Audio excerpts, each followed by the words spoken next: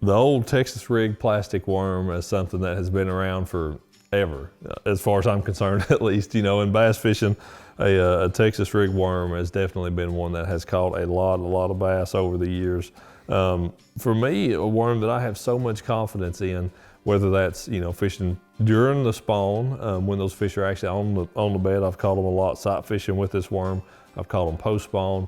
I've caught them in the summertime. I've caught them in the fall. But this straight tail worm is something that I can have a lot of confidence in. I just know I'm going to get bit when I'm using this.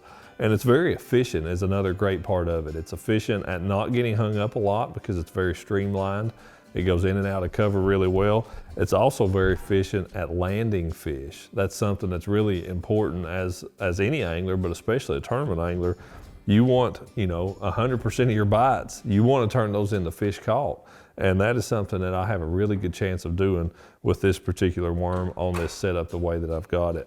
What this setup is, standard Texas rig, but I use a bobber stop up there just to peg my weight. And then I've got a 3/16 ounce tungsten weight on there. I've got a VMC 3/0 heavy duty worm hook is what I like on this particular worm. And then that worm is a Bass Pro Shops Magnum Finesse worm. So it's like a 6-inch straight tail worm. Really doesn't have a lot of action. It kind of glides a little bit on the fall, dragging it along the bottom. That tail moves around just a little bit, but not a lot of action to that worm, but it is big and it is pretty bulky, and that's what I like about it. And I think that's why it generates the bites that it does.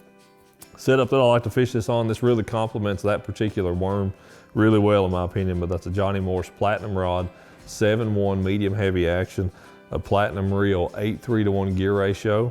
And then I like to use braided line with a fluorocarbon leader. That's usually a 40-pound test braided line. And then I've got a 17-pound XPS fluorocarbon leader tied onto that with an FG knot.